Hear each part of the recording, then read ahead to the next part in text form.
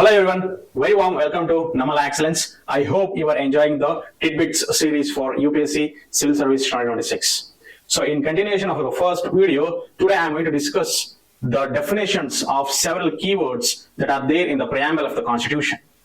So as you can see, UPSC has asked the questions based on the definition itself. So I'm going to show you the evidences also, and in this video we are going to learn the fundamental principles of our constitution that form India's democratic framework. So just observe this question. The question reads as follows: which one of the following best defines the term state? So in normal parlance, we do use this term state number of times, and we use it in Indian Polity several times, but the UPSC is checking the clarity of basics, defining the term state. So in all the options, they seem to be the definition of state, but that one keyword will make the difference, and that keyword is independent of external control. Any territory which to be called as a state, it should be independent of any external agency of the external country, because a country should be independent.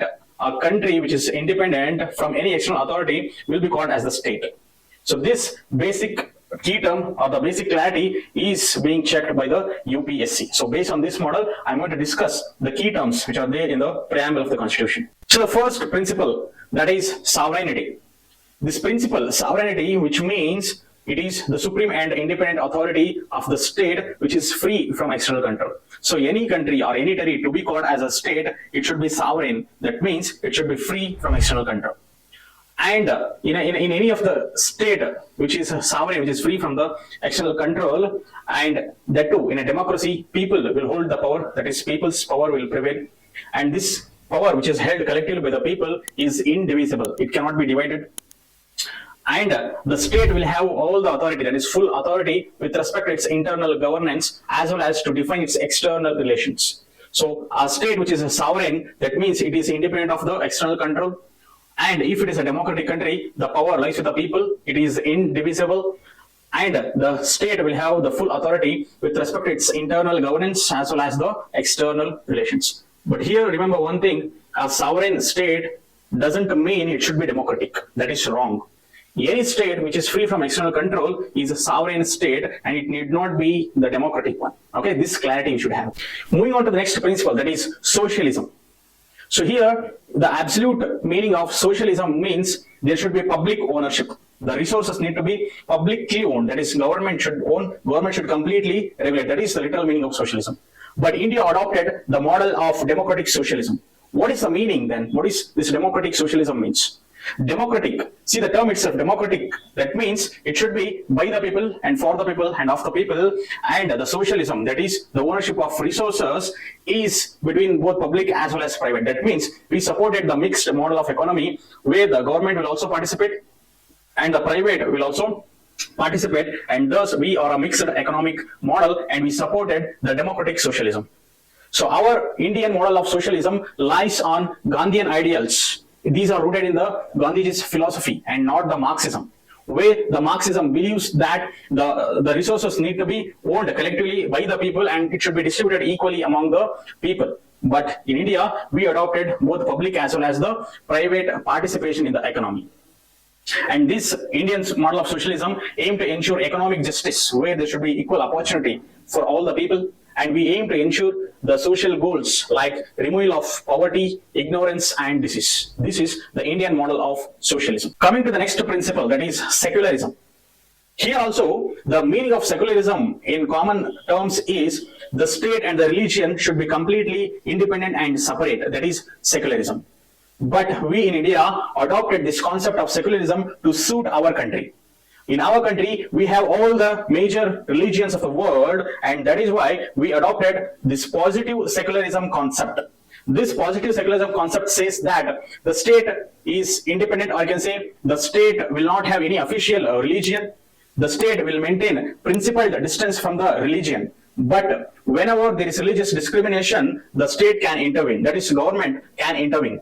So here, the government can intervene through the laws. As you can see, the example of ban on triple talaq. So this ban on triple talaq is one such example where the state intervened in the religious affairs. And also if you see the Sabarimala woman entry, where the woman fought for the entry into the Sabarimala temple. This is also an example where the state intervened into the religious affairs.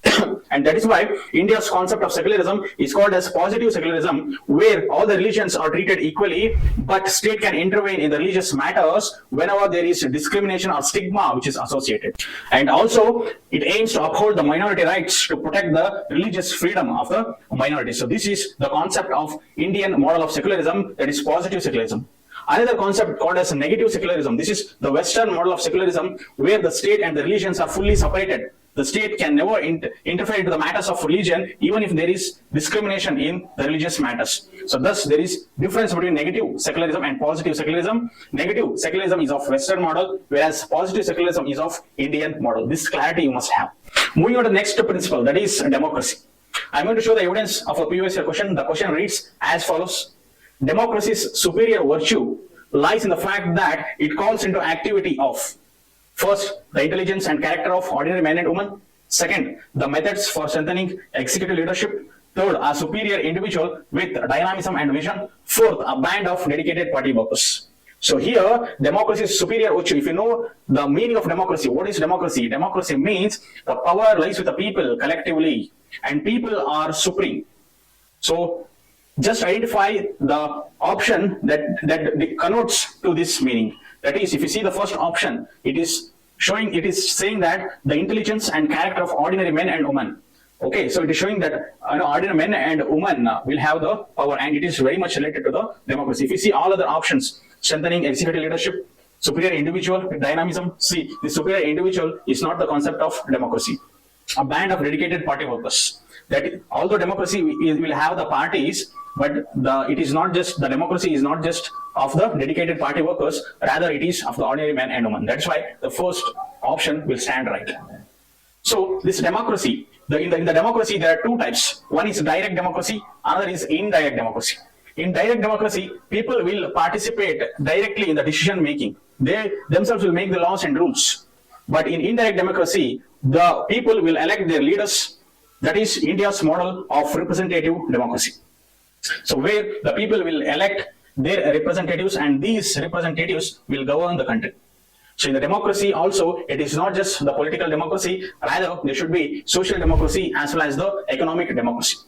So when it comes to social democracy, that means there should be absence of discrimination of any kind, be it caste, religion, gender, everything. And economic democracy, that means people should have the opportunity to participate in the economic aspects, that is economic democracy. And thus, these political rights, although democracy is mostly related to the political one, this political democracy or the rights will be meaningless without socio and economic democracy. So these you must have the clarity. Moving on to the next principle, that is republic. The meaning of republic is the head of the state should be elected one and should not be a hereditary or the nominated one. The head of the state in case of India is the president. The president is the head of the state and is elected by the elected representatives, that means indirectly. And the meaning of republic also is there should be equal access to the public office. That means the people or the citizens of a country should have this equal opportunity of, or can say that the public office should be open to all equally. And along with that, the republic also means that the people should have the authority. That means the power, the power which is there in the governance, that should be derived from the citizens themselves. So here the meaning is it is the people's authority. That means in a republican country, all power for the governance should come from the citizens. So these are the other meanings of the republic. So one clarity you should have is the head of the state is the president in India, whereas head of government is the prime minister. So this clarity also you must have. The next principle is justice. So what is justice? Justice is nothing but there should be fairness. Equality says that everyone is equal before the law. But justice also says that there should be fairness. Fairness, that means the people who are weak should be empowered. So this empowerment will lead to the justice, not just the equal treatment. So this justice is divided into social justice, economic justice, and the political justice. In social justice, the social discrimination should be removed, be it caste, gender, and the religious discrimination should be removed, and the government should support the weaker sections. That is, it will lead to the positive discrimination to empower the weaker sections. And then it's the economic justice, where it will reduce the inequality in the case of resources and wealth. That is economic justice, and also there should be equal distribution of the resources and equal pay for equal work. So this is the economic justice. Political justice. In case of political justice, there should be equal opportunity for the citizens to participate politically, either to hold the power or to go and vote in the elections. And thus we follow one person, one vote and one value principles. So all of these is leading to the justice socially, economically, as well as politically. Moving on, the next principle, that is equality. So I'm going to read out a simple question of the UPSC, CSC, previous one. So the question is, one of the implications of equality in society is the absence of. So they're just checking the basics, clarity in equality. One of the implications of equality in society is absence. What is the absence? There should not be either privilege, restraint, competition, or ideology. So here the last two terms can be easily eliminated, competition and ideology. So the first, privilege and restraint. Since they are asking absence of, there should not be privilege or a restraint. See, in case of equality, when there is equality, there should not be any privilege for certain sections, be it rich or the majority. There should not be any privilege for certain section of society. But here, do not be confused with the positive discrimination aspects, such as the reservation or the scholarship that is given to the weaker section. So this is to ensure justice, as I told you. And this will not affect the equality. Rather, it is aimed to ensure equity. So equality and equity. Equality is you treat everyone equally. Equity means you identify the weakers and you empower them so that they also stand equally with others on the same platform. That is equality and equity. So in case of equality also, we have social equality. There should not be social discriminations. We should abolish the untouchability as well as titles. Titles like Maharaja, Raja Bahadur, the hereditary titles need to be abolished. And economic equality, where there should be equal pay, livelihood security, and no exploitation of labors. That is economic equality. Legal equality, that is everyone is equal before the law and equal protection of the law should be there.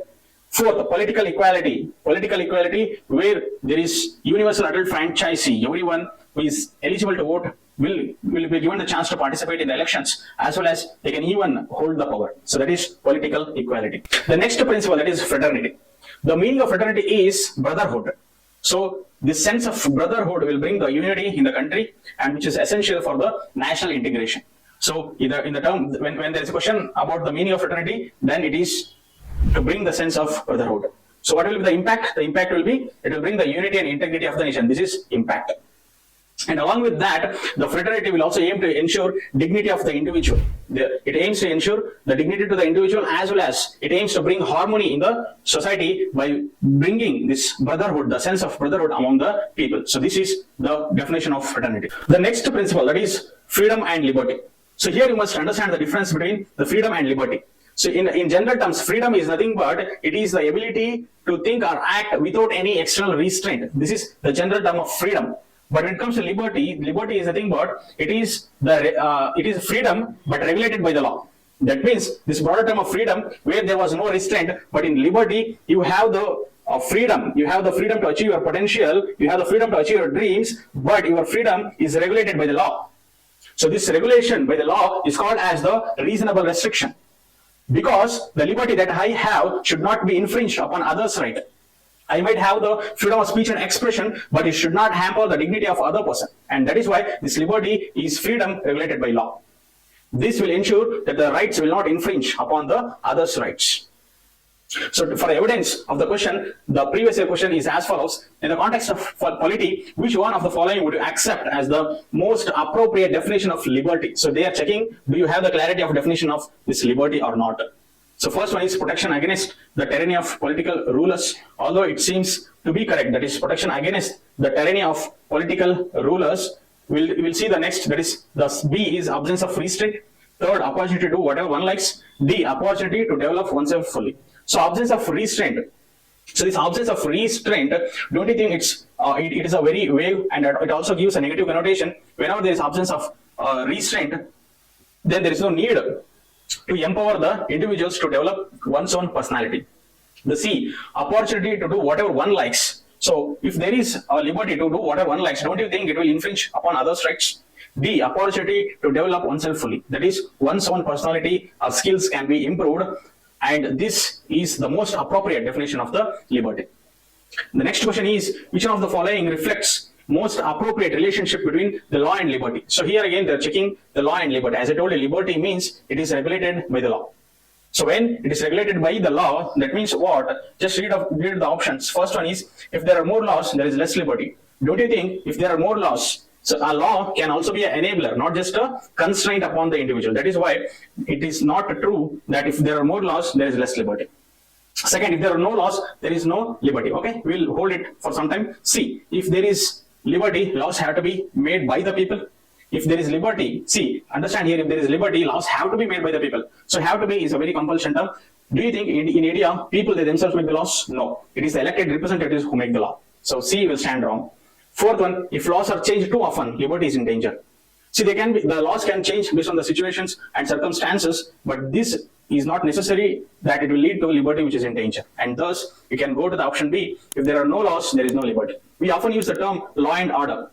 That is, laws should be there to ensure the liberty for the citizens. This law is the one which will regulate the freedom so that people can achieve their potential, and along with that, it should not impact the others' rights also. And that is why if there are no laws, there is no liberty is the most appropriate relationship in the given options. So this is the meaning or the definition of the freedom and the liberty. And even within this liberty, we have two classifications, that is positive liberty and the negative liberty.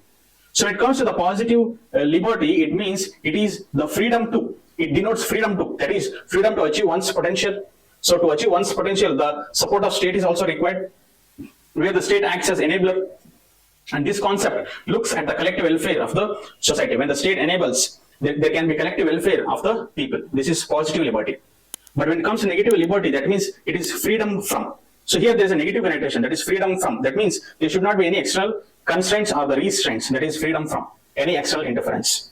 So here there should be absence of restraint upon an individual, and there is minimal state intervention, because this negative liberty is not just applicable to the fellow citizens, but it is also applicable to the government. Even government should not infringe upon certain human rights. So there is minimal state intervention. And it also talks about the individual autonomy, that is autonomy which is given to the individual. So these are the difference between the positive liberty and the negative liberty. I hope you are enjoying this series. If you like it, please like, share and subscribe, and please leave a comment. Thank you.